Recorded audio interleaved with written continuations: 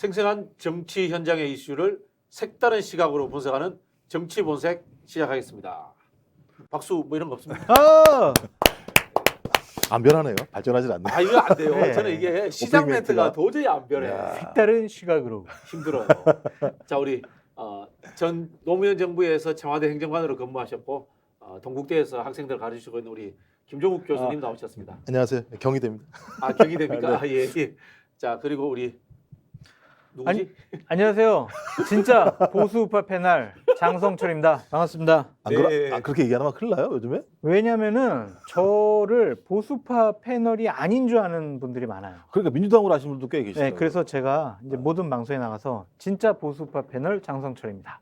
라고 제 소개를 스스로 합니다. 아니요. 근데 불쌍하다. 뭐 그렇게 맞아요. 이야기해야 되나? 근데 보수까지는 좋은데 우파까지 쓰는 거는 좀 과한 것 같아요. 왜요? 왜? 우파. 나는 우파라는 단어 좋던데. 그분 아니니까. 좌파 우파. 우파. 좋잖아. 좌파 우파. 그래도 이 보수라는 것은 뭔가 이념을 가지고 지킨다라는 취향이 있는데 좌파 우파라는 것은 위치의 문제거든. 그렇죠. 그냥 단순히 분류법이죠. 위치의 문제. 뭐 이제 그 우는 뭐 시장을 좀 존중하는 거고 뭐 이런 거니까 뭐 그렇게 뭐. 상대적 개념이기 네. 때문에 네, 뭐. 정의 내리기도 쉽지 않고. 아니 몰라. 나 그냥 보수우파 패널 할래. 그러니까 한국에서 보수, 진보, 우파, 좌파라는 이야기 나온 지 사실은 10년 정도밖에 안 돼요. 그렇죠. 진보 보수 이렇게 많이 얘기했어. 그 전에는 민주당도 정통 보수야다 뭐 이런 이야기 했거든. 아닌데요. 저기 뭐죠? 진보적인 학자들이 뭐 우리나라의 진보적인 정당이 어딨어? 다 보수 그렇죠, 정당이지 그렇죠. 이러면서 민주당도 웃기고 있네 뭐 이랬던 거죠. 그렇죠. 그렇죠. 그리고 그 노무현 대통령 시절과 이회창 총재 시절은 양당이 다 국민정당이라고 이야기했어요. 중도 뭐 중산층을 위한 정당, 중간- 서민과 그렇지, 중산층을 위한 서민과 정당. 중산층을 위한 국민정당, 또 뭐 실용정당 이런 식으로 표현했는데 어느 순간에 진보 개혁, 그다음에 우파 보수 이런 표현들을 쓰기 시작한 거죠. 맞아요. 저는 뭐 크게 좋다고 생각하지 않습니다. 별 의미는 없지만 그냥 분류법상 그냥 그렇게 저 이 불러주세요. 상대적으로 자기 지지층의 이익은 견고하게 대변해야 되지만 중도 수렴하는 것이 좋거든요. 저는 지지층의 이익을 대변하지 않습니다.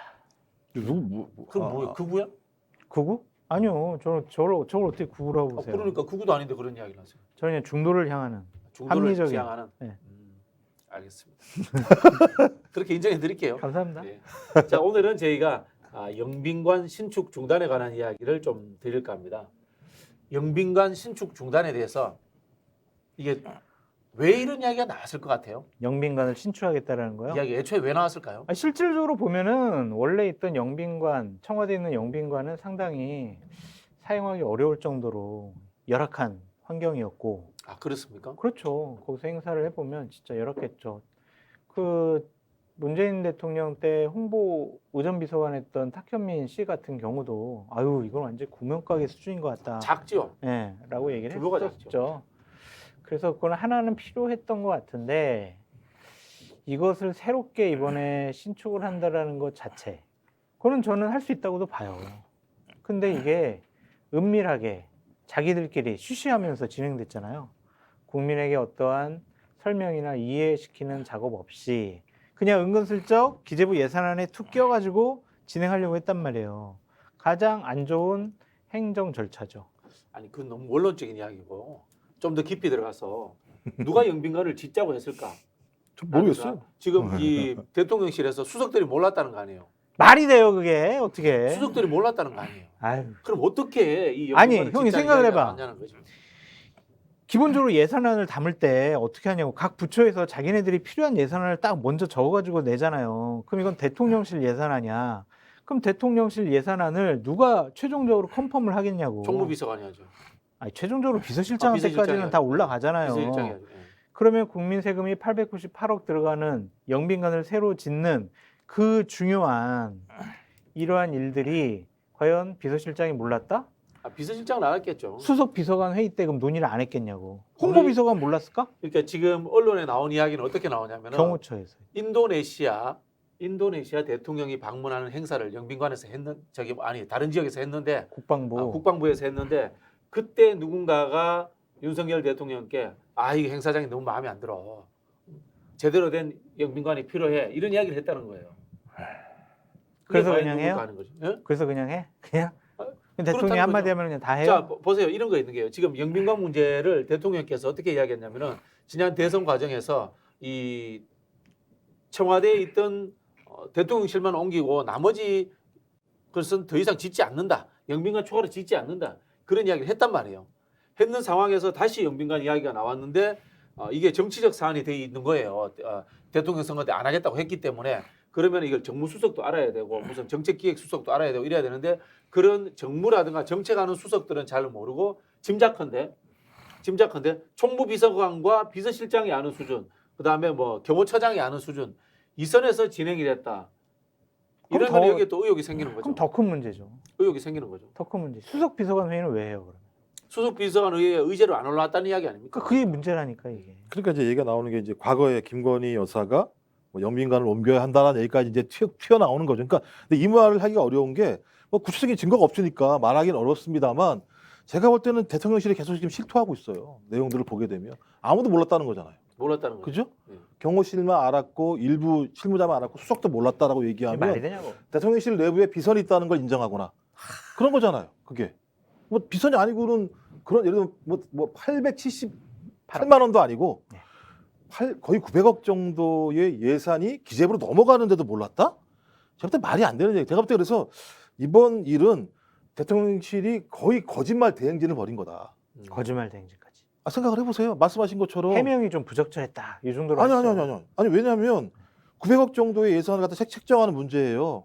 당연히 말씀하신 것처럼 수석회의에서 얘기가 됐을 거예요. 그럼 누군가 문제 제기했을 거예요. 이거 하면 난리 나지 않겠어요? 문제 많지 않겠어요? 이게 통과가 됐거나 그렇죠? 여기 들어가서 통과가 됐잖아요. 그래서 기재부로 갔잖아요. 근데 민주당 의원한테 딱 걸린 거잖아요. 그랬더니 하는 얘기가 뭐냐면 몰랐어 라고 얘기하는 거잖아요. 그게 말이 되나요? 몰라스라는 이야기는 결국은 이 청와대 이제 정무수석실을 비롯한 정부 라인에서 나온 이야기라고 봐야 되겠죠, 그죠? 그렇겠죠. 예.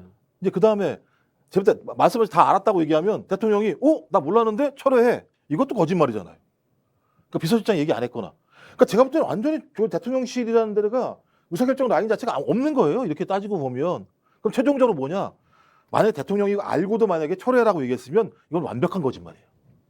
그잖아요. 이게 제가 볼 때 뭐가 문제인지 모르겠다니까요. 동네 학급반도 이렇게 안 돌아가요.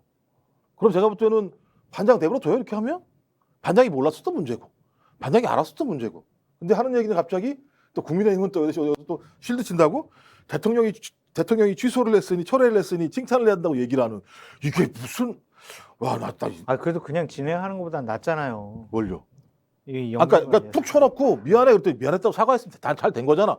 이게 무슨 조폭 같은 논리입니까? 다른 사람이 친 거를 대통령이 미안하다고 한 거죠. 누가 쳤는데? 그래서 이제 이야기 나오는 게 누가 쳤는데요? 매니저가 친. 반장 여자친구 이야기가 나오는 거예요. 지금 계속해서 여자친구 얘기는 하지 마. 안 돼. 하지 마. 근데 나는 이게 더 큰 권력 누수 현상의 하나의 관점으로 봐야 되지 않을까 싶어요. 내부 정보가 이제 나오죠. 그렇죠. 이게 5일날 예산안이 국회에 넘어갔지만 아시지만은 예산안 그 항목별로 정말 이렇게 두꺼워요. 엄청 두꺼워.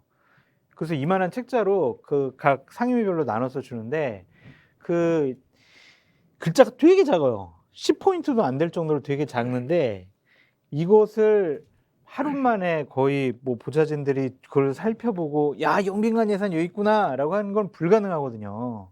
이거는 분명히 기재부의 어떠한 친야 성향의 관료가 그 의원실에 이랬을 것 같아. 야 여기 재밌는 건축비에 영빈관 예산 하나 있는데 한번 살펴봐봐. 그냥 이렇게 툭 힌트를 줬을 것 같아. 그래서 이제 그것이 의원실에서 문제가 되지 않았을까. 그러니까 더 큰 권력 누수 현상, 참 기강회의 이것이 큰 문제가 아니라. 아니요, 기강회의가 문제가 아니고요. 그런 걸 기획한 것 자체가 문제인 거예요. 다 그것도 아시지만 문제죠. 재난 재해 시절에 누가 예를 들면 새로운 공사를 시작을 해요. 옛날 왕 같은 경우 생각도 못 하는 거예요. 수양제.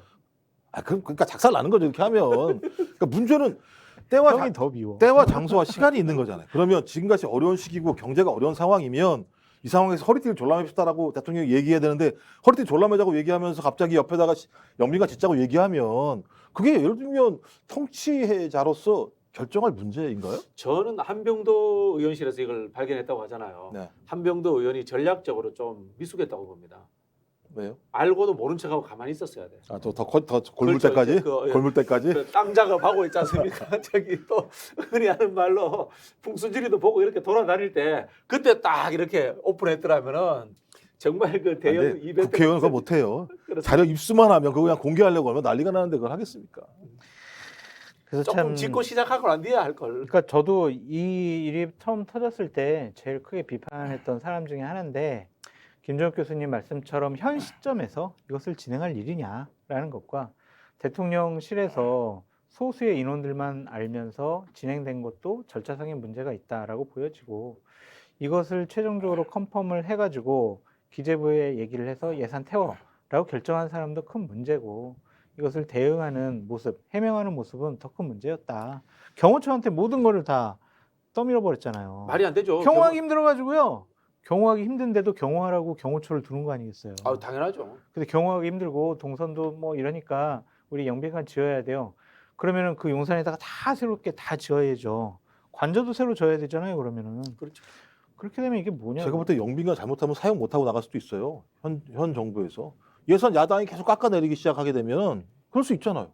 못 짓게 저는 못 지을 거라고 그러니까 봐요. 이런 일이 벌어져 버렸기 때문에 못 지을 거라고 봐요. 그렇지 아니 않고 지었다고 하더라도 제가 볼 때 차근히 여야 합의를 거쳐 가지고 공론화 시킨 단계에서 했더라면은 가능성이 있었다고 보는데 이렇게 이제 느닷없이 비밀리에 작업하던 것이 들통났기 때문에 못 아니 지을 거라고 근데, 봐요. 근데 제가 볼 때 이 바본가요? 네?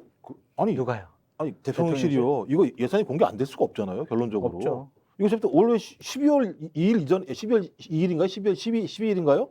다 확인되는 거잖아요. 다 되죠. 그 전에 아니, 확인 되죠. 아니 그 고개 숙인다고 이러면 자기가 안 보이나요? 그래서 제가 한병도 의원실 잘못했다는 거예요. 답답하네. 너무 일찍 터뜨렸다는 거예요. 그것도 그러네. 12월 달에 예산 나올 때 딱 터뜨렸어야지. 그 다른 예산 다 건들 수 있었는데 야당이. 그렇죠. 야 이거 안 돼, 저거 안 돼, 이거 안 돼 예. 이랬을 텐데. 그러면 예산안 다 흐트러 버리는 거지. 아니 국감 때 딱 운영이 국감 때 딱 터트려. 그렇지. 운영이 국감 때 터뜨려야지. 한병도 의원이 쓸데없는 짓을 했네요. 그러면. 결론적으로 따지고 보면. 근데 제가 보기에는 우리 장 소장님과 저는 조금 의견이 다른 게 네. 저는 기재부가 아닌 다른 곳에서 셋다. 셋을 가능성이 많다고 어떻게 해요? 봐요. 어디 가서지? 그러면? 대통령실이라고 가능성이 있다고 봅니다. 왜요? 아 나온 사람들이? 그렇죠. 대통령실에서 나온 사람들이 가능성이 있다고 보는 게 음. 이거 솔직히 말씀드리면은 경호처에서 의견을 내서 뭐 기재부로 갈 일 없잖아요. 총무비서관실하고 100%지. 비서실장이잖아요. 그럼 100%. 총무비서관실 비서실장 라인인데 여기에 제외된 정부 라인들은 이런 것들에 대해서 굉장히 우려를 했을 수 있어요. 이런 안건이 만들어져서 올라갔다는 것에 대해서 저는 그런 데서 나올 가능성이 더 많다고 봅니다. 한명동 씨에 좀 물어봐 주세요. 한번 물어볼게요. 네. 왜 일찍 터뜨려서 그것도 제가 볼 물어보고. 때 대통령실 가능성이 높은 게 이유가 뭐냐면 50명 정도가 예를 들면 경제일이든 사진 사태든 아니면 무슨 뭐 사직 권고든 이렇게 나갔다는 거잖아요. 초유예요. 이 정도면 나라가 흔들리는 거거든요. 그러니까 어느 행정부에서 소위 청와대든 대통령실이든 50명의 소위 실무진들이 바뀌었다고 얘기하는 건 대사단이 났다는 거예요. 대사단이. 맞습니다. 그잖아요. 대사단이 났으면 적어도 이 부분과 관련해서 사과를 하거나 뭘 해야 되는데 아무 조치가 없었어요. 그냥 조용히 뭐 상례적인 형식으로 내부에 계속 혁신을 하겠다, 그러니까 계속 자르겠다는 얘기잖아요. 결론적으로. 그러면 다시잖아요. 자를 때는 어떻게 대응해요? 오케이, 너 한번 잘라봐라. 그렇지. 두고 그래? 보자. 뭐 내가 수가 없을 것 같아. 내가 이거 한두 해야? 정치 한두 해 해봐? 흘리면 되는데요. 뭐 몇 이게 가지만. 특히 그 50명 자른 게 문제가 되는 게 제가 보기엔 그런 것 같아요. 보안을 지키려고 억지로 강요하는 것보다 보안거리를 안 만들어야 돼요. 요즘은 서로가 다 이해되는 상황을 만들어야 돼요. 근데 보안거리가 지켜질 거라고 착각하고 있는 거예요. 시대착오적 발상이에요. 그런 거 그것조차도 모르지 않을까? 그럴까요? 네. 그리고 하는 행동들을 보면. 두 번째는 뭐냐면은 이 공직자들과 정당인들의 기본적인 욕구를 모르는 거야. 그렇죠. 6개월 이상 근무시켜가지고 경력에 한 줄 적게 해줘야 되거든. 맞아. 그것도 안 해준 거야. 최소한의 배려도 안 해준 거거든요. 그리고 금방 말씀하신 것처럼 50명 잘려 나온 분들은 거기에 대해서 안 좋은 마음을 품고 나올 수밖에 없는 상황이 되어버린 거예요. 그러니까 어쨌든 이거 이미지 자체가 되게 대통령과 대통령실의 여건이 안 좋아요. 그러니까 딱 야당에서 뭐 이렇게 반박하잖아요. 아니 서울의 소리 이명수 기자랑 김건희 여사가 통화했을 때 영미가 옮길 거야. 김건희 여사가 옮기라고 해가지고 옮긴 거 아니야? 와 이게 딱 스토리텔링이 할 말이 되어버린 없어. 거지 뭐. 네. 그리고 할 또 말이 없어. 회의 주제로 올라오지 않았기 때문에 다른 수석들은 모른다. 그렇죠. 딱 그렇게 돼 보니까 할 말이 비선 논란, 그다음에 애초에 김건희 여사가 관심이 많았다. 이렇게 이제 스토리텔링이 짜져버리는 거죠. 그러니까 900억이 수석회의에서 논의가 안 되고 예산으로 반영된다? 이거 되게 웃긴 거 아니에요? 아까 말씀드렸듯이 그러니까 대단히 시스템이 문제가 잘못됐어요. 많은 거죠. 대단히 문제가 많은 왕조 거죠. 시대 때 네. 내탕금을 썼다라고 생각을 합시다. 아, 내탕금은 원래 쓸 수 있는 거니까 상관없어요. 내탕금이야. 뭐 그런데 이거는 국가 세금을 국가 예산이지, 올려가지고 내탕금이 아니고. 국회에다 또 이것도 내놓는 거잖아요. 이게 무슨 뭐 자기들끼리 쓸 수 있는 게 아니라 국회에 내놔서 심사 받으려고 하는 거잖아요. 심사 받는 걸 수석회의에서 모르게 해서 넘겼다. 또 기재부는 그걸 보고 예를 들면 검토도 안 하고 예를 들면 그걸 올렸다. 되게 웃긴 나라죠. 이 정도면. 김건희 여사에 대한 왕 안 보입니까? 예? 아이 그러니까 뭐, 김건희 여사에 대한 비호감도가 상당히 모르겠어요. 높은 상황이잖아요. 그런 상황에서 이러한 부정적인 관심이 증대된다라는 것은 윤석열 대통령에게 상당히 안 좋다. 물론 지지율이 지난주 금요일하고 오늘하고 소폭 상승을 해서 30%대 중반까지 가서 야 지지율 하락 끝났다. 지지율 오를 일만 남았다라고 생각한다면 되게 아니하고 착각이라고 좀 생각이 들고요. 더 큰 문제는 뭐냐면 이런 식의 부정적 비호감도가 높은 김건희 여사에 대한 리스크가 해소가 될 수가 있을까? 앞으로 더 어떤 일이 나올까? 그런 것들이 많이 있잖아요. 뭐 이 상황에 영국까지 같이 가셨는데 뭐 네. 어떻게 해소되겠습니까? 그 큰일이 났어요. 그러니까 제일 중요한 거는 제가 보기에는 참으셔야 돼요. 대통령도 참고 영부인도 참고 참 가능하면 TV에 안 나와야 돼요. 안 나와야지. 안 나와도 나라 잘 돌아갑니다. 대통령이 나오지 그리고 말라고요? 대통령도 공식 행사에서 아주 오피셜한 그 포즈라든가 메시지 외에는 안 해야 돼요. 아, 그리고 대통령 저기 뭐야 나와요. 국민의힘도 문제예요. 국민의힘이 나름대로 좀 교정을 해줘야 되잖아요. 권성동 지금 원내대표 하시는 말씀 노는 게 보세요. 뭐냐면 아까 진짜. 했잖아요. 뭐 비용이 문제라면 철회만큼은 쌍수를 들고 환영했어야 한다고 이렇게 지금 요번에 얘기했잖아요. 도대체 국민의힘이 뭘 원하시길래 아니, 그런 양- 얘기를 그 하십니까? 양반이 8월 16일 날 뭐라는지 알아요? 권성동 대표 친하시다면서요. 아니 형 생각해봐. 저 집단에게 뭘 기대를 하냐고. 아니, 그러니까 좀 그 말씀 들어보세요. 그러니까 네. 8월 16일 날 국가부채 천조 위기 상황, 낭비성 지출 근절해야. 이거 원성동 원내대표가 얘기한 거예요. 8월 21일 국가부채 천조 시대 방통위 소관 10개 법정위원회 개편과 통폐합 폐야. 8월 24일 내년 예산 대대적 지출 구조조정 속에서 민생 돌봐야. 이렇게 얘기해놓고 여기 와서는 뭐 쌍수 들어서 저는 권성동 원내대표를 보면 저 이해가 안 돼요. 아니, 오늘 권성- 바뀌었으니까 그냥 뭘 하지 마세요. 권성동 이제. 원내대표를 아. 우리 나쁘게 보지 않았는데 아니, 오늘 바뀌었으니까 그냥 그만. 원내대표 되고 이상해지신 것 같아요. 실드 이렇게 권력에 취한 거죠. 권력에. 어. 권력에 취하고 윤석열 대통령만 바라본 거죠. 본인이 책임하에 모든 것을 보호해야 된다고 생각을 하니까 합리적이고 이성적인 판단이 잘 안 되는 것일 수도 있었다. 근데 이제 짐을 덜어버렸잖아요. 그래서 이제 그래도 계속 메시지 하시지 않을까요? 하겠죠. 본인은 이제 윤회관이라고 생각을 하시니까. 이제 실세 윤회까지 되는 거예요. 뒤에 숨어서. 아니 그러니까 879억 쓰는 거 가지고 무슨 이야기를 하느냐. 문재인 정부 때는 국가 부채가 몇 천조다. 그런 이야기를 하는데 그 국가 부채라고 하는 것은 왜 만들었든지 코로나 알면 위기에 서민들의 민생 예산으로 나가다 보니까 그렇게 된 거고 이거는 지금 대통령이 영빈관 짓자고 한 건데 그걸 비교를 하면은 참 그러니까 제가 볼 때 혹세무민하는 거예요. 아니 예를 들면 이렇게 비단진 나라가 전 세계 어디 있어요? 코로나 시대에. 그럼 백성들 나가 자빠지고 있는데 돈 지원 하나도 하지 말라는 얘기 아니라 똑같은 얘기잖아요. 그러니까 백성에 대한 측은지심도 없는 거예요. 이렇게 얘기하면. 근데 권성동 의원이 원래 그랬어요? 아니면은 윤석열 대통령이 되고 난 뒤에 이렇게 좀 바뀌신 거예요? 권성동 의원이 윤석열 대통령이 되기 전까지 윤석열 대통령의 핵심 관계자가 되기 전까지 그렇게 중요한 당직을 맡아본 적이 없어요. 그러니까 사무총장 잠깐 했었고 네. 기획 전략기획위원장 잠깐 했었는데 그때 뚜렷한 어떠한 업적이라고 해야 되나? 여러 가지 모습들은 정말 능력이 많구나 라고 하는 모습들은 안 보여줬죠. 못 보여줬죠. 그러니까 그런 것들이 과연 이분이 정치력이 있는 것이냐 아니면 능력이 많은 것이냐 일을 맡겼을 때 잘 처리할 수 있는 것이냐 라는 것을 판단하기는 어려웠다. 본인이 잘하는 건 있잖아요. 법조인 출신이잖아요. 술 잘 드시죠? 술보다 그 박근혜 전 대통령 탄핵할 때 국회 탄핵소추위원장을 하셨잖아요. 예. 그런 법률적인 문제에 대해서는 잘 하시는데 정치력이 있느냐라는 부분에서는 조금 이번에 보면 회의적이다라고 말씀드리죠. 제가 지금 그러면은 권성동 원내대표와 장제원 의원의 관계는 지금 어떤 것 같아요? 서로 이제 싫어하고 원한이 있겠죠. 너 때문에 망했어.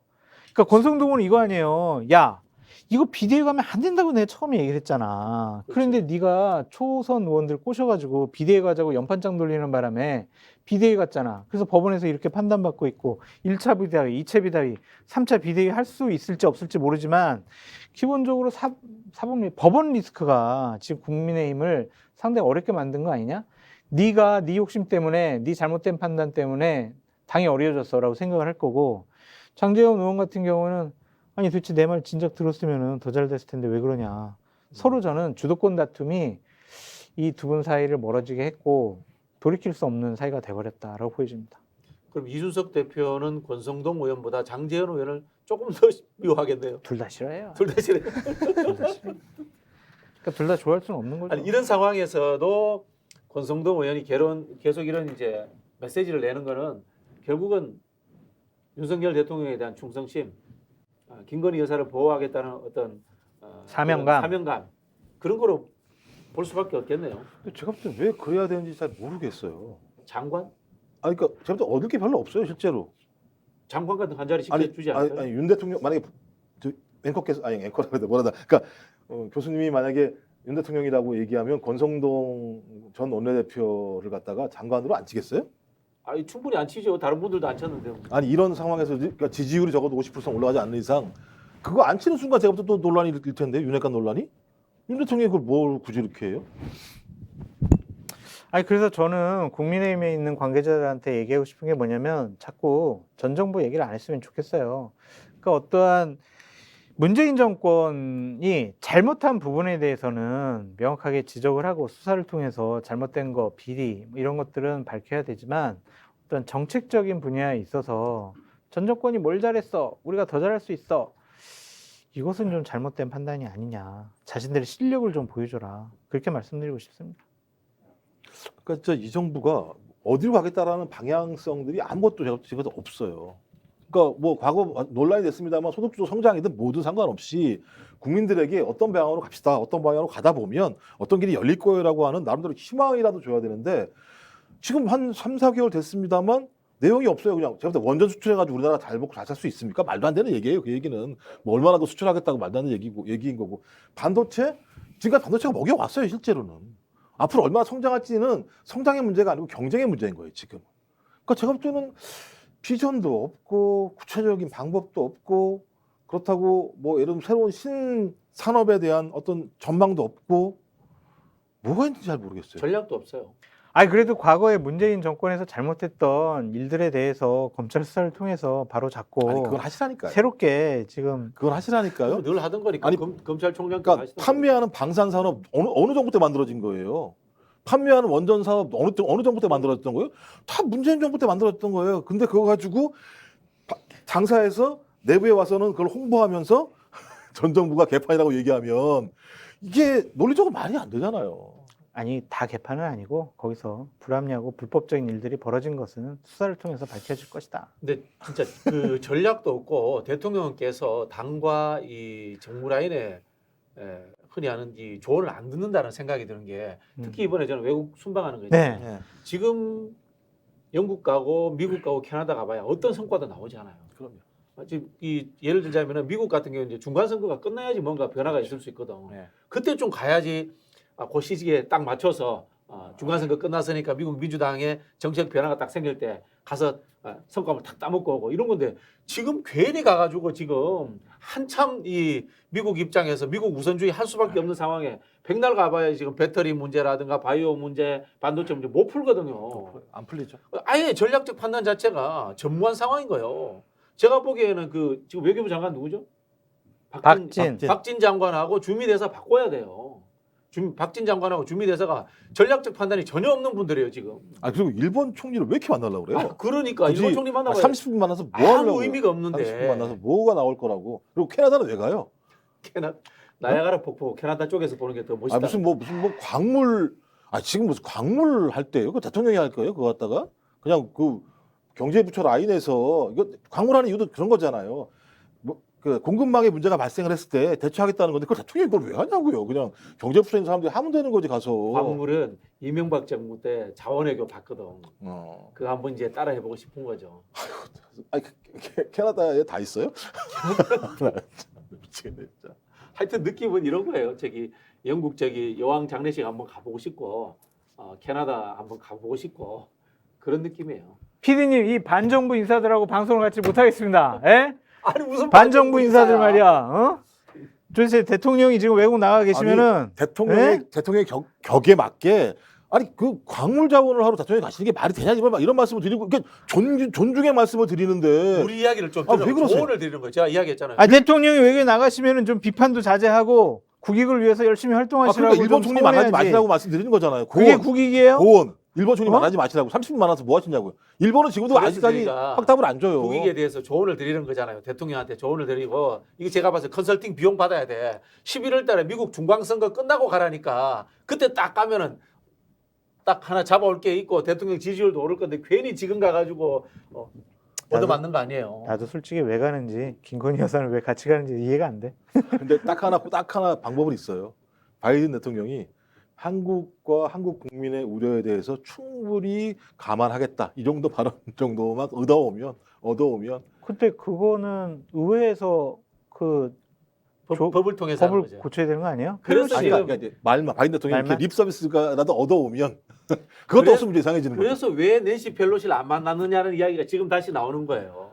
그러니까 좀 만나 아니 주시지. 그때 영국인들 격려하려고 안 만났잖아요. 뭘 그거 좀 만나 주시지 살짝이라도. 그 대통령을 자꾸 희화시키고 있어요. 희화시킨 거예요? 아니 저는 변명해 드린 건데. 사실 보수 우파 맞아요? 맞습니다. 보수파 패널입니다. 참 답답합니다. 그러니까 이게 저희들 쪽에서도 봐도 참 난감한 그러한 일들이 많이 벌어지고 있어요. 그래서 제가 그냥 약간 소리 지르고 웃으면서 농담조로 한 얘기가 뭐냐면 어떻게 논리적으로 합리적으로 변명을 하거나 옹호하기가 쉽지가 않다라고 말씀드립니다. 왜냐하면 저는 당원도 아니고 대통령실에서 근무를 하거나 국민의힘에서 뭐 중요한 자리를 하는 사람이 아니기 때문에 일방적으로 옹호를 못 하겠어요. 문재인 정권에서 이런 일이 벌어졌으면 제가 가만히 있었겠냐고요. 그때 비판 많이 했거든요. 근데 제가 솔직히 이중잣대를 갖고 야 윤석열 정권 뭐 그래도 좀 지켜봅시다, 잘합시다, 뭐 영빈관 해야지 이렇게 얘기를 못 하겠어요. 지금 이제 외교 문제라든가 이런 부분들은 심각하거든요. 심각하죠. 외환 문제도 있기 때문에 심각하기 심각해요. 때문에 미국에 대한 방미 이런 부분들은 굉장히 신경을 써야 돼요. 예를 들자면 제가 근무해 보셔서 아시겠지만 외교부에서라든가 이렇게 문서 올라올 때 이란, 이안, 사만에서 우선안이 먼저 올라오잖아요. 우선안이 올라와서 언제 갔으면 좋겠다, 펠로시를 만났으면 좋겠다, 피했으면 좋겠다 이런 안들이 경우의 수에 따라서 올라오거든. 거기에 대해서 제 느낌은 요즘 어떤 느낌이 드냐면은 공직자들의 보고서가 올라갈 때 우선순위 안 정하고 그냥 나열형으로 올라가는 것 같아요. 그런 느낌이 들어요. 그러면 제가 책임 안 진다는 얘기죠. 책임 안 진다는 이야기지. 대통령께서 선택해. 그 이야기는 왜냐면은 대통령과 대통령실에서의 선호의 강도가 너무 심하다는 거야. 꼭 가야 돼. 여기는 영국은 꼭 가야 돼. 캐나다는 꼭 가야 돼. 미국은 언제 꼭 가야 돼. 라는 있지 않습니까? 그런 것들에 대한 취향이 강하기 때문에 선택권자의 취향이 강해지면 공무원들은 우선순위를 안 밝혀줍니다. 제가 볼 때는 또 더 가장 큰 문제는 뭐냐면 저는 이게 참모 리스크인지 아니면 대통령 리스크인지 모르겠어요.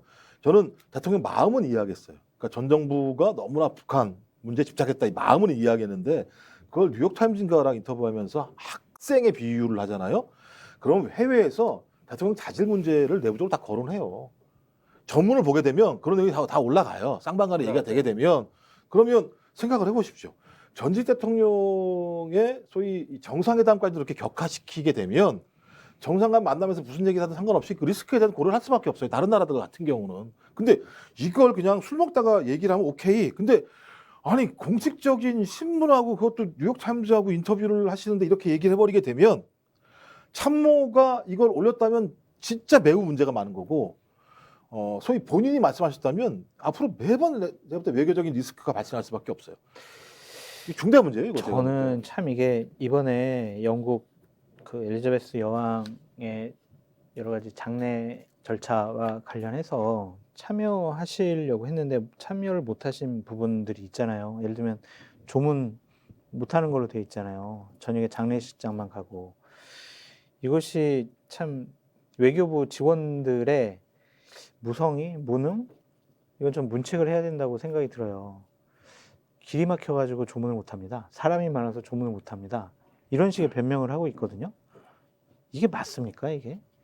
그래서 제가 앞에서 말씀드리는 게 대한민국 외교가 그렇게 무능하지는 않을 거라고 봐요. 그렇죠. 경우의 수에 따른 그렇죠. 이 시나리오를 몇 개를 맞아요. 올렸을 거라고 봅니다. 근데 그걸 대통령실에서 무조건 나는 선택해야 되겠어 이 안을 라고 이렇게 했을 가능성이 많다고 보는 거죠. 그래서 이게 참 대통령의 선택의 잘못인지 아니면은 모시는 참모들의 잘못인지 모르겠지만 딱 빌미 잡히기 좋잖아요.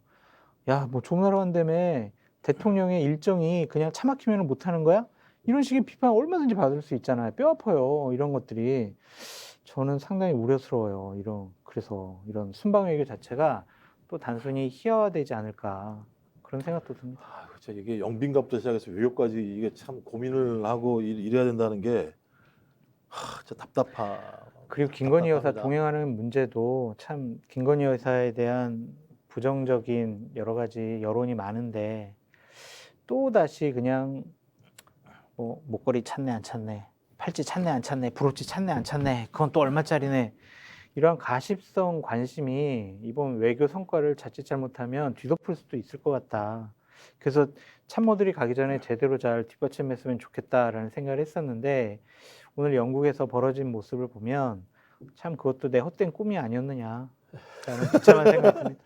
사실은 주위에 이야기를 정리해 보면요, 영국 여왕 돌아가신 부분에는 그냥 외교부 장관 정도 가시면은 적절한 이게 조문 수준이죠. 한국과의 관계를 생각하면. 그러니까 이제 그런 걸 고민해야 되니까 예를 들면 우리 같은 경우는 동맹 관계가 아니었잖아요. 실제로 근데 이제 뭐 미영 그다음에 영일 이게 동맹 차원의 오랜 역사들이 분명히 있어요. 그래서 안 가면 제가 볼 때 요구다 먹는 건데 한영 관계라고 하는 거는 뭐 긴밀한 관계이긴 합니다만 전쟁 과정에서 우리를 도와줬던 거 이런 거를 이런 거 수준인데 그래서 이런 리스크가 굳이 많다고 얘기한다면 저는 뭐 말씀하신 것처럼 외교사절을 보내는 방법 뭐 대단위로 보낼 수 있는 거잖아요. 따지고 보면요. 아니면 대통령 혼자만 가시거나 뭐 이렇게 했으면 되는 건데 제가 볼 때는 하시려고 그러니까 의전은 다 받으시려고 하고 내용을 못 챙기는 사태가 벌어지게 되는 거죠. 근데 프로토콜은 중요하지 않아요. 따지고 보면 그것도 중요합니다만 핵심은 내용물이에요. 맨날 국익이라고 하는 건 내용물이죠. 프로토콜은 그냥 보여주는 모습의 의전인 거니까. 근데 참모들이 저기를 못 하나요? 직원을 못 하나요? 하여튼 그래도 어쨌든 외국 가셨으니까 바이든 만나셔가지고 좀 국민들이 기대하는 한일 뭐 달러랑 통화 수합 그리고 배터리 문제에 대해서는 어느 정도 조금 희망을 좀 가져오셨으면 좋겠다라는 생각이 들고 우리가 그래도 좀 응원해 드리시죠. 뭐든 가지고 오셔야죠. 형도 한번 응원해줘. 말씀하신 것처럼 한번. 그 메시지라도 바이든 대통령 메시지라도 좀 받아오시면 좋겠고요. 네. 가능하면은 뭐 자유우방의 가치동맹 이런 거 이야기 안 하셨으면 좋겠어요. 그런 시대 지났어요. 자유인권. 그런 거 지났어요. 준석이 두드러 펴놓고 자유. 그런 거 지났어요. 우리나라가. 좀 철진한 이야기는 좀 안 하셨으면 좋겠어요. 그리고 이제 또 하나 그 품격의 문제인데 아까 이 외국 언론과의 인터뷰에서 그런 이야기 하셨다고 했는데 문재인 대통령이 이제 칭찬하려고 하는 게 아니고 4.3 문제라든가 또는 뭐 이 국가가 저질렀던 범죄들 반인륜적 범죄들이 40년 50년 된 그게 또 정치적 성향이 다른 정권에서 있었던 일이라도 사과하면 얼마나 폼이 납니까? 솔직히 품격이 있어 보이고 그럴듯합니까? 근데 바로 전 정부에서 이루어진 이 9.19 합의라든가 이런 것들에 대해서 존중하지 못하겠다 이런 태도를 취하는 것은 상당히 문제가 있어요. 그 이념적으로 좀 성향이 다르더라도 그냥 이야기 안 하면 돼요. 차라리. 참모들이 MB 시즌 2잖아요. 그런가요? 참 억지로 참 그 흔히 하는 오른쪽 골짜기로 들어가고 계시다 그런 느낌이 들어요. 참 답답합니다. 자 그리고 이 와중에 대통령 방미하시는데 이 천공 스승께서 뉴욕에 체류하고 있다라는 소문이 돌아가지고 또 논란이 되고 있는데 야 소문이에요? 모르겠어요 저도. 아니, 사진까지 나와 있던데. 시민 언론 더 탐사라는 곳에서 보도를 했답니다. 뭐 갔다 그래요? 갖는 건 맞는 것 같아. 뉴욕에 있는 건 맞는 것 같아. 문제는 이제 만나느냐 안 만나느냐가 핵심적인 문제인 거죠. 따지고 보면. 교민 환영 행사에서. 그러니까 이제 아니 교민 환영 행사 같은 게 공식적이기 때문에 전혀 못 만나죠. 비공식적으로 만나느냐 못 만나느냐. 그리고 그것이 아이고. 만나게 되면 들키느냐 안 들키느냐. 이제 이게 핵심이죠. 관건이고. 그런데 천공 스승은 뉴욕 가면 우리 교민회라든가 민간 차원에서 좀 환영을 해주나요? 환영해 주시겠어요? 사진 봤어요? 아니 저는 못 봤습니다. 아니 이게 공항에 이렇게 서 있는 모습부터 네. 그리고 어떠한 리셉션장인가 봐요. 네. 둥그런 테이블들이 있는데 거기서 딱 상석에 앉아가지고 이렇게 강의하는 듯한 그런 환영해 주시는 사진까지. 분들이 있구나. 그런 사진까지 다 올라와 있더라고. 그래서 그래요? 야 이게 뭔가 라는 생각이 들어요 진짜. 매니아들이 있나 보죠. 또 미국에도 보니까. 아이고 참 힘든다. 참 저희가 방송하기도 힘드네요. 그러니까 이게 뭐라고 이야기를 해야 됩니까? 너무 힘들어. 아 여기 있는 것만 얘기 한번 해보세요 이게. 자, 또 있습니다. BTS 부산 공연 10만 관객 동원설은 과연 천공의 뜻이었는가? 이거 누가 동원한다는 뜻이에요? 모든 것이 다 천공 스승의. 아니, 그러니까 이제 천공이 10만 명은 모여야 된다라고 오더를 내렸는데 그 오더에 대해서 관료들과 네. 그다음에 그 저기 당직자들과 이런 사람들이 그 오더를 따른 거 아니냐 이런 의혹인데 이건 의혹이어서 좀 심해. 이거는 아닌 것 의혹이어서 같아. 뭐라고 말할 수는 없는데 하여튼 근데 여기 뭐죠? 뭐 시민 언론 더 탐사에서 인터뷰한 내용을 보게 되면 또 국민의힘 관계자 지금 당직자로 보여요. 뭐 당직자로 보이는데 당직자가 완전 음성 변조까지 다 해가지고 예. 아예 그냥 음성 변조가 아니죠 대역을 써가지고 뭐 변조도 무슨 뭐 말하는 뭐 톤이 뭐 비슷하면 잡아낼 수 있다고 얘기하더라고요. 나와서 그것이 팩트인지 아닌지 정확히 지금 확인은 안 되는 상황인 건데 근데 그런 얘기가 돌았다는 거잖아요. 그 국민의힘 당 내부에서 그렇다면 어떤 형태로든 천공이 발언하는 내용이 국민의힘 당직자들 사이에서는 오른내리고 있다. 그렇다고 얘기하면 나름대로 의미 있는 영향력이 있다. 근데 어떤 영향력이냐? 그건 모르겠어요. 근데 천공이 얘기하는 상황들이 부분적으로 실현된다라고 하는 것들이 확인되지 않는 이상 국민의힘 내부에서 그런 얘기 하던 게 이유가 없잖아요. 실제로는. 아휴, 헛소리 같은 거면. 근데 헛소리 같은 게 아니니까 그런 얘기가 나오잖아요. 그러면 어떤 형태로든지 내부에 천공의 발언에 대해서 얘기하고 다니는 사람이 있다는 얘기밖에 안 되는 거니까 이건 골 때리는 거죠. 우리 장성철 도사님은 거사님은 뭐 들으신 거 없습니까? 없어요. 근데 이게 예. 자꾸 천공 스승과 윤석열 대통령, 김건희 여사와 뭔가 연관이 있지 않을까? 영향력을 끼치지 않을까? 그런 의심만으로도 상당히 안 좋은 것 같고요. 지난번 국민의힘 대선 후보 경선 때 천공 스승에 대해서 본인이 만나봤다고도 얘기를 했고 뭐 상당히 정확한 워딩 기억이 안 나지만 여러 가지 뭐 유튜브를 통해서 많이 봤다라고 얘기를 하셨잖아요. 그러니까 이런 것들이 안 좋은 거죠. 이러한 무속 신앙, 이분이 뭐 무속인지는 잘 모르겠지만 어쨌든 이런 분들이 어떤 영향을 끼친다? 정말 뭐 할 말이 없어요. 창피해서. 근데 왜 이분들은 자꾸 이렇게 드러내놓고 이럴까요? 과시, 돈이 생기잖아. 이렇게 하면. 아, 돈이 대통령에 영향을 끼치고 있는 사람이 나야. 그러니까 이분들은 아마 즐길걸요. 우리 이런 소문도 있잖아. 지금 외교부 장관의 관저가 지금 대통령 관저로 바뀌는 리모델링 하고 있잖아요. 그때 막 천공 스승이 가가지고 나무도 뽑아라, 뭐 어떻게 뭐 리모델링 어떻게 해라 이랬다는 확인되지 않은 소문들이 있잖아. 그런 그렇죠. 소문을 믿는 사람들이 있을 거예요. 그러면은 천공 스승을 만나고 싶어하는 사람들도 있을 거고, 야 천공 스승한테 도력이 있네. 네, 집에 인테리어나 이런 것들을 하면은 내가 뭐 돈을 벌 수 있겠구나, 건강할 수 있겠구나. 그럼 그런 사람들이 뭐 몇 천만 원 주고 와서 좀 여러 가지 좀 봐주세요라 할 수 있잖아요. 돈 때문에 그래, 내가 봤을 때. 돈 때문에. 야, 그러니까 다른 것도 그것도 문제지만 또 거기 이게 더 그러니까 어디 시민 언론 더 탐사 내용만 보면 이게 좀 약간 문제가 되는 내용들이 있어요. 그런 소문이 돌았는데, 그러니까 이 내부에서 어떤 녹취한 내용이 밖으로 나왔나 본데, 그러니까 공개적인 내용은 아닌데, 뭐 땅을 사라 여기 울산 쪽인데요. 땅을 사라 이 땅을 사고 저 땅을 사면 어떻게 돼서 3천 명이 뭐 들어가고, 그러니까 건물 안에 3천 명이 들어가고 그 3천 명이 들어가면 외부에 2만 명이 모일 수 있다는 건데 그 얘기를 하면서 울산 시장 얘기를 해요. 울산 시장한테 얘기를 해놓겠다 이런 얘기가 나온단 말이에요. 천공의 입으로.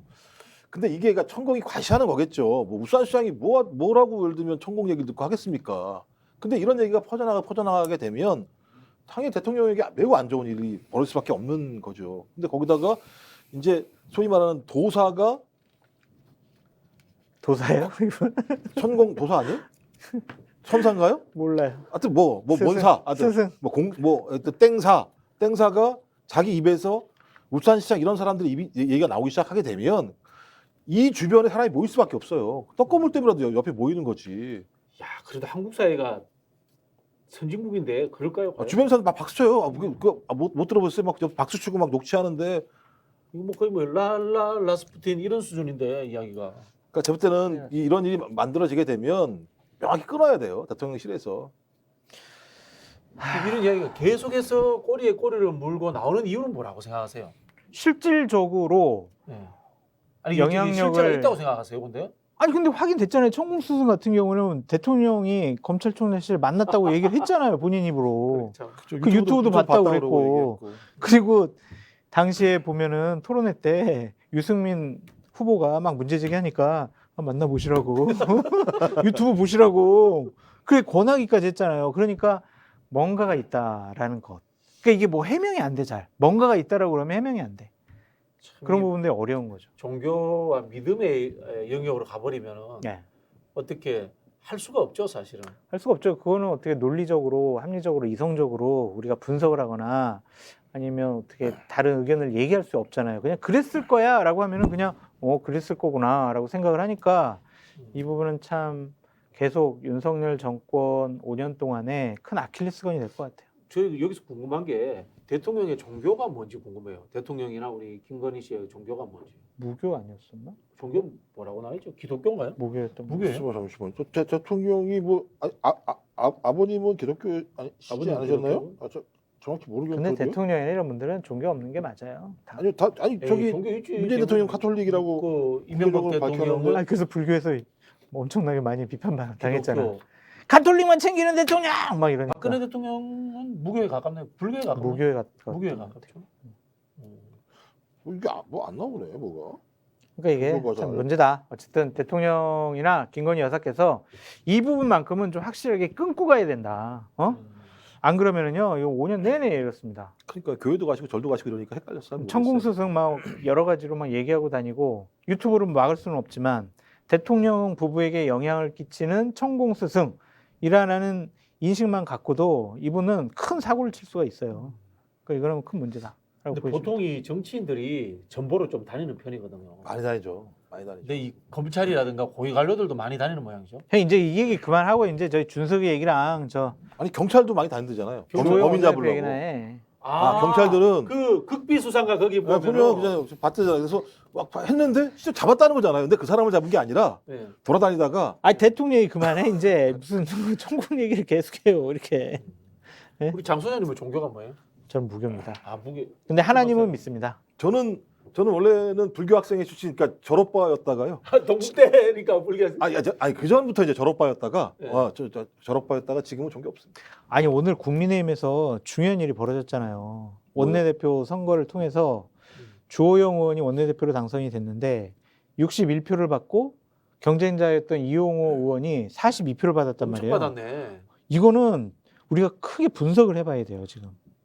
주호영 의원이 될 거라고는 생각을 했는데 이용호 의원이 한 자리 숫자 아니면 그냥 열 몇 표 얻을 줄 알았지만 42표나 받았단 말이에요. 야 이용호 의원이 그렇게 받은 것은 비판적이라기보다는 네. 사실은 초재선들의 민들레회라든가 그런 이 윤핵관들의 조직력이 다르게 작동했다고 볼 수 있다고 봐요. 아니면 초재선들은 또한 윤핵관들은 주호영 의원을 밀었지만 3선 이상의 중진 의원들은 이렇게 가면 안 된다라고 생각을 해서 그냥 견제구로서 이용호 의원에게 표를 준 것이 아니냐라는 생각이 저는 역으로 드는데 해석이 되는데 한번 초재선이요? 한번 취재 한번 해보세요. 근데 생각을 해보세요. 초재선 의원들이 야 이거 비대위 가야 된다부터 시작해서 대통령한테 전화도 받고 네.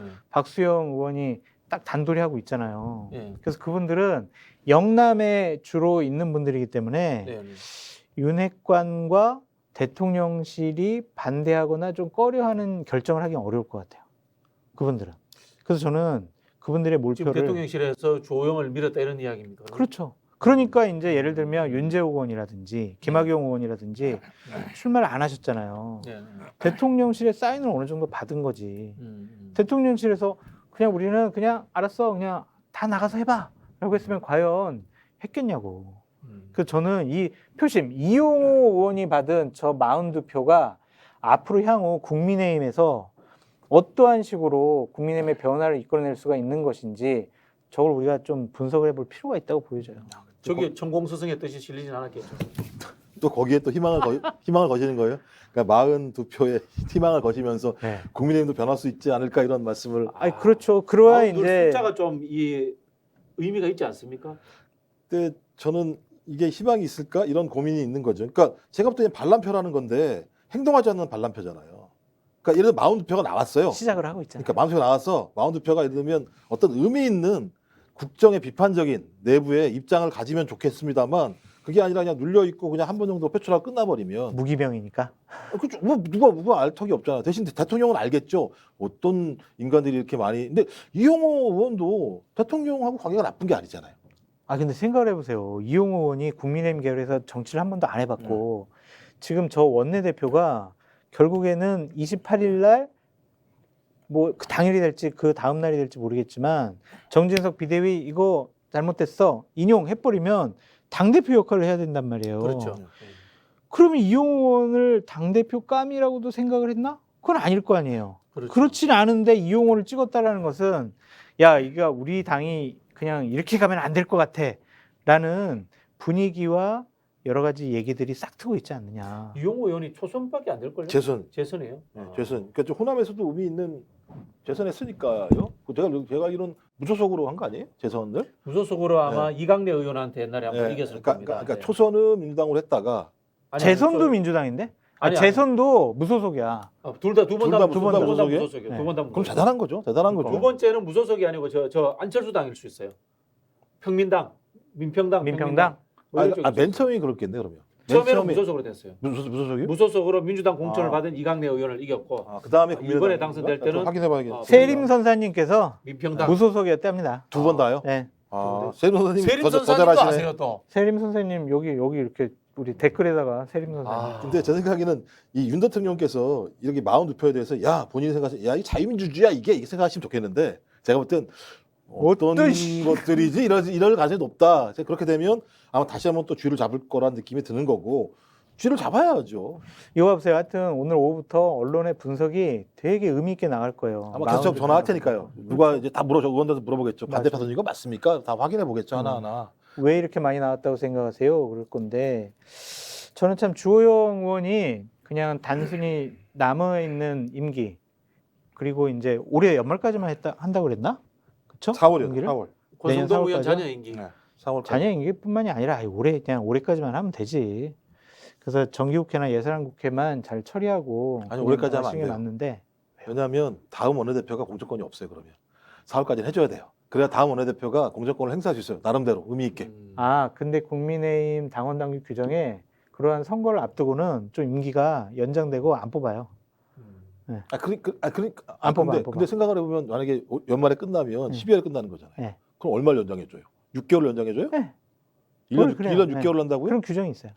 제가 볼 때 그럼 저희가 할 수도 있겠죠. 오히려. 그런 규정. 저기 주호영 원내대표가 한 번 더 할 수도 있겠죠. 한 번 더 해요? 4월까지 한 다음에 당대표 하면 되지 뭐. 4월까지 하면 또 한 번 하면 되잖아요. 위기 상황이니까. 당대표 하면 되지 뭐. 근데 본인이 자녀 임기까지 한다라는 거는 전당대회까지 자기가 준비하겠다는 거니까 당대표에 출마는 안 하겠다라고 보여집니다. 제 느낌으로는 조영 이제 신임 원내대표는 총리 욕심이 있으신 것 같아요. 맞아, 정확히. 총리 욕심이 없으면은 그분 성향상 이런 정확히. 진흙탕 상황에 안 나서요. 정확한. 안 나서요. 아, 근데 총리로 안 쓰려면 한덕수 총리를 그만두게 해야 되잖아요. 한덕수 총리는 제가 들은 정보에 의하면 이미 그 이선화 만화 총리로 낙인 찍혔다라는 소문이 돌고 있습니다. 지금 솔직히 뭐 그렇지 뭐. 아니 근데 예를 들면 잘라야 되는 명분이 있어잖아요. 자르는 명분이. 뭐 잘못한 거 있어요? 천공수석이 잘라라 그랬다 그러지. 아무튼 우리 천공 얘기해야 되는데 생각 천공 얘기를 안 해가지고. 천공 이야기를 끝을 해야 되는데 진짜 우리 하늘에 천공 구멍 납니다 진짜. 아니 이러시면. 천공 그만 얘기해. 뭐 할 말이 뭐가 있어요? 그러면 천공의 유튜브 방송을 잘 들어야겠네요. 한덕수가 잘리는지 안 잘리는지 언급을 하는지 안 하는지 잘 봐가지고. 아니면은 천공 스승이 이준석 잘라야 되라고 얘기했는지 안 했는지도 우리가 유튜브에서 봐야 될 것 같아요. 근데 그거 그건 뭐 봐야 합니까? 이미 자르려고 하고 있는데 뭐 거의 100% 자르는 거로 가고 있는데 뭐. 아니 천공 스승이 하늘의 뜻을 이렇게 펴는 사람인데 이준석 대표한테까지 관심 있겠습니까? 근데 조문을 대통령이 엘리자베스 조문 못한 거는 천공 스승님의 도력이 영국에는 닿지 않았던 것 같아요. 그렇죠. 미국에만 한정되어 있는 영향이기 때문에. 아이고 너무 창피해 멀어요. 죽겠네 진짜 정말. 영어로 아, 해야지. 예? 가든이스 뭐 이런 거 해야지. 그러니까 너무 창피해 지금. 그러니까 자 오늘 참 집권 여당이 이런 식의 취급을 받아야 되느냐 이런 이미지를 갖고 참 우리 힘듭니다. 비판하기도 힘듭니다. 저는 비판. 자 우리 마지막으로 우리 장성철 소장님 네. 보수 우파 농객 장성철 소장님의 마지막 그 클로징 멘트 한번 들어보겠습니다. 천공 스승님이라든지 아니면은 무속이라든지 이러한 이미지를 빨리 떨쳐버리는 것이 좋을 것 같다라는 생각이 듭니다. 공식적으로 김건희 여사가 건희사랑 나랑 관계없어요라고 선을 그었던 것처럼 어느 정도 확실한 공식적인 대통령과 대통령실 아니면 김건희 여사의 워딩이 좀 나왔으면 좋겠어요. 그래야 그 사람들에 대해서 다른 분들이 이렇게 우대를 하거나 믿거나 따르거나 그러질 않습니다. 그러니까 확실하게 한번 딱 끊으셔라. 그렇게 말씀드립니다. 김종욱 교수님도. 네. 네. 대통령은 거짓말을 하시면 안 돼요. 그게 되게 중요합니다. 계속 입으로는 민생을 말씀하시는데 민생과 무관하게 천공의 이야기가 회자가 된다거나 아니면 영빈관을 신축하는 문제가 나온다거나 하는 건 제가 볼 때 민생과 좀 무관한 문제라 생각이 들어요. 조금 힘들더라도 영빈관 안 짓고 조금 힘들게 대외 행사 할 수도 있는 거고요. 경제가 좋아져서 상황이 좋아지게 되면 백성들이 알아서 영빈관 지으라고 말씀하실 거예요. 왜 아래에 있는 사람들이 그렇게 충성 경쟁을 벌이고 있는가? 그건 그 사람들 잘못이 아니에요. 대통령이 잘못인 거지, 궁극적으로. 저는 좀 제발 부탁인데 진짜 거짓말하지 않으셨으면 좋겠어요. 그리고 거짓말이 안 했으면 좋겠어요. 이 말씀을 드리고 싶습니다. 네, 천공스승 이야기를 해봤는데요. 민심이 천심이죠. 민심이 천심이죠. 국민들의 마음 속에, 가슴 속에 구멍나는 천공이 일어나지 않도록 우리 대통령께서 잘 좀 해주시기를 부탁드립니다. 이것으로 마치겠습니다. 네.